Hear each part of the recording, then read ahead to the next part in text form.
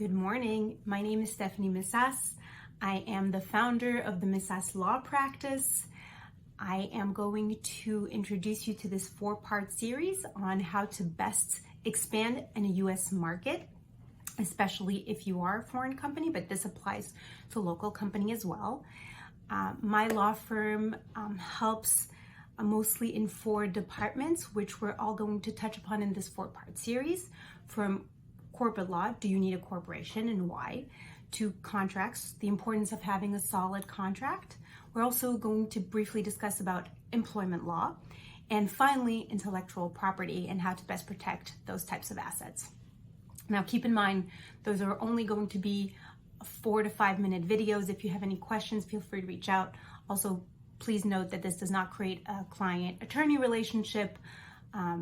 We also obviously would have to talk about the facts of your specific case. Now, how does a company expand in the US? Well, there are several ways to do that.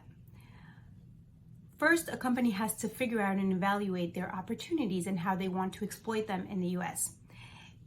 They may want to act rapidly and acquire a company, and if that's the case, there would be a lot of due diligence involved and a lot of legal and accounting work.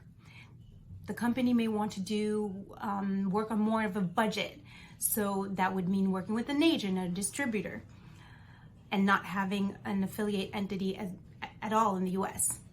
What I advise my client is to always have an affiliated entity.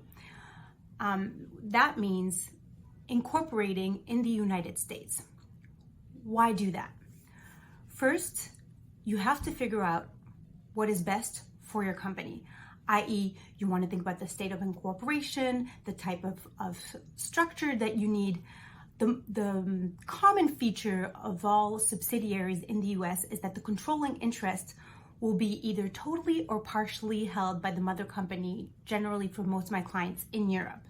So that's the first thing you need to think about.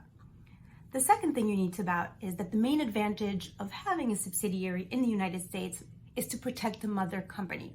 What happens is when you have a corporation, that corporation in the US acts as a barrier to the assets of the company in Europe. What that means is, assumingly, the US entity is not going to have a lot of assets yet. It is the parent company that's going to have assets. Creating that subsidiary will protect the assets of the mother company. The other advantages is that a corporation can sign all the contracts so that if you have a problem, again, it's going to be the US entity, which doesn't have a lot of assets, that's going to be responsible. It's going to be able to have insurance, especially if you're planning to have leases, employees, etc. You want to sign any contracts with your US affiliated entity. The other big advantage is that the mother company then doesn't get involved in anything that has to do with litigation. It's all with the US company. Again, the main reason is to protect the assets, but also think of the logistical hassles, of having a mother company come again to the US if there is litigation. So all in all, a corporation is a really good idea when you expand in the US. The costs depend, of where you're incorporating a company.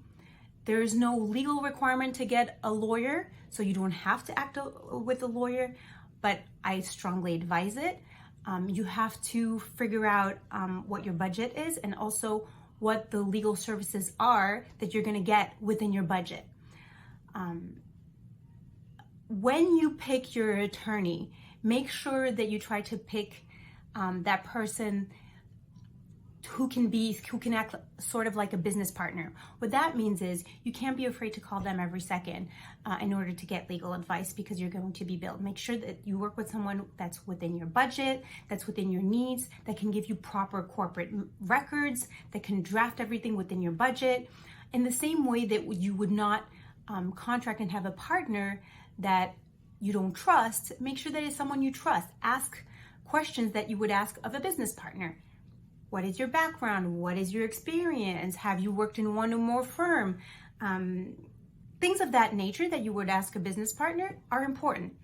Finally, you want someone that you're comfortable with, someone who can speak your language literally, i.e., if you're French, someone who can speak French, and figuratively, someone who doesn't use legal terms, who can explain to you things in a very simple manner. Those are essential points and necessary points for you to figure out who your counsel is that can help you create your company, advise you when there are some corporate filings due, and also draft proper corporate records when they are necessary. That will be it for the corporate section of this series. Again, if you have any questions, feel free to reach out to me. I look forward to meeting you in person. Have a good day. Bye-bye.